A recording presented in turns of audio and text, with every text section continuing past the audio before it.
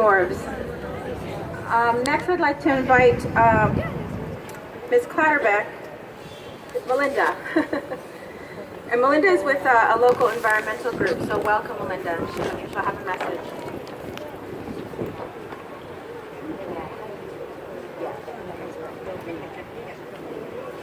Hello, my name is Melinda Harnish-Clatterbuck, and greetings to all of you. Thank you for being here today. It's an honor for me to stand with you. I'm Associate Pastor at Community Mennonite Church. I am the founding board member of Lancaster Against Pipelines, and I serve on two other nonprofits. I serve on the board of two other nonprofits, Lancaster Interchurch Peace Witness and the Pennsylvania Community Rights Network. In each of these organizations, I am challenged to combine my spiritual life and conviction of peace with actions that seek to bring about justice. I have come to believe that there can be no peace in our world if there is no justice. Absence of conflict is not peace if there are people among us who are oppressed and marginalized. We find peace by non-violently demanding justice for all.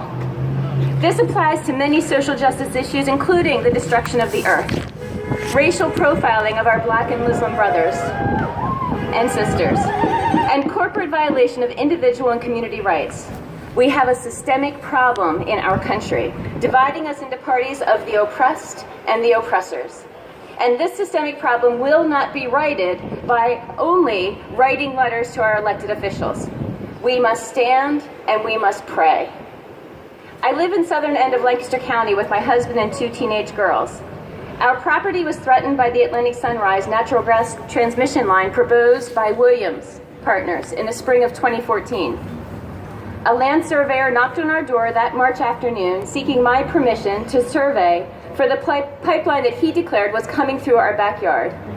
There would be a permanent right-of-way through our backyard where they would cut down all of our trees. Our community has worked tirelessly to oppose the injustice of large corporations having legal rights to install pipelines, injection wells, and other dangerous activities into communities that don't want them, putting the community's lives at risk for the corporations' increasing profit margin. This inequality of power in the United States has come to a head at this time in history because of the courage and perseverance of that community, the Standing Rock Camp in Cannonball, North Dakota. Now, we are all here today for different reasons. Some of us are here because we are aware of the perpetual destruction of the earth at the hand of large corporations, permitted, condoned, and legalized by our government. We know that this earth on which we stand is all that sustains us. The care of the earth must supersede the rights of corporations to make money by sacrificing the lives and communities of the weakest among us, as well as the earth, which has no voice of dissent. Our addiction to fossil fuels in America is becoming the downfall of the human race as we poison the water we drink, the air we breathe, and the land from which we glean our food. This is the reason many of us are here today, to stand up against the destruction of the earth, and that is a noble one. But others of us feel deeply connected to Native Americans. Perhaps some of us are Native Americans. I bet still others of us are standing here this morning because we recognize that the Native Americans in our country have been misused, abused, and genocided out of the way by our government for way too long. We have broken treaty after treaty with them, violated their lives, their lands, and their rights at every turn. As many of you know, the Dakota Access Line was slated to pass just north of Bismarck. That population there, which is 92% white, convinced the company that it was a threat to their water supply. So the line was moved farther south, where it now threatens the water supply of our Native brothers and sisters. We see this injustice. And it is nice, as citizens of the United States, to recognize that the government treats Native Americans as inferior, but recognition is not enough. If all we are willing to do is say nice apologies and platitudes without backing our sentiments up with actions, then our words are meaningless.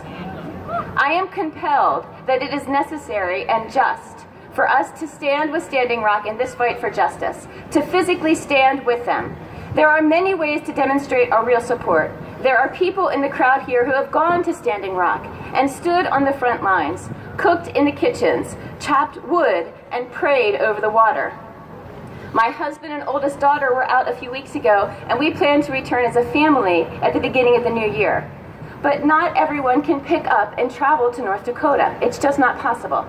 So how else can we help? I recently read in an article in Rolling Stone by Randy Blythe, I recommend it if you can look it up online, the frontman for the group Lamb of God, about his trip to Standing Rock. And what struck me about the article was the spirit of the people there. Blythe writes, "Before sunrise, I was awakened by a deep voice blasting through the loudspeaker. 'Wake up, Standing Rock! Get up and pray. You are here for a reason. Wake up, my warriors and sun dancers. Wake up and pray. We are here to protect the water. We are here to protect the water and pray." The people of Standing Rock refer to themselves as protectors, not protesters, and that is exactly what they are. Protectors of the earth in a way that we all should be. I am inspired by this wedding of prayer and action. One is impotent without the other. We must pray and we must act. It is the spiritual rhythm that grounds the community and the encampment at Standing Rock. The grounding that includes a respect for all human beings, a respect for all living things, and a respect for the earth itself. Peace always comes with a price, and too often that price is paid for by only a few. I believe we as Americans who recognize the injustice of the violation of indigenous rights in America, who recognize the injustice of corporate power bowling over the rights of individuals and communities, that we need to be the ones to stand up in numbers to demand justice. The courage and peaceful resistance of the Standing Rock people has emboldened many of us to join the larger movement of justice. We could go to North Dakota to do this. We could send money. We could rally here in Lancaster as a symbolic sign of our solidarity, and that too is important.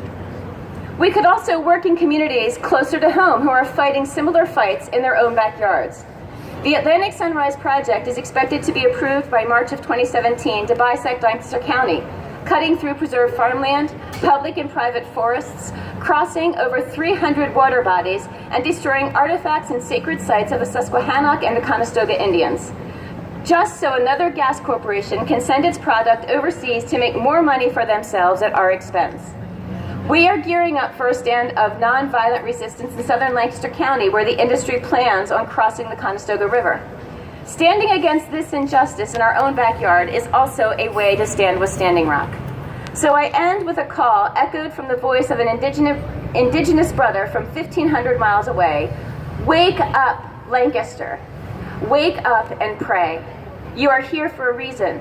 You have hands and feet and a body. You are here to protect. Wake up, pray, and act. Minoni Wakoni. Mini Wakoni. What it is? Yeah. Mini Wakoni. Mini Wachoni.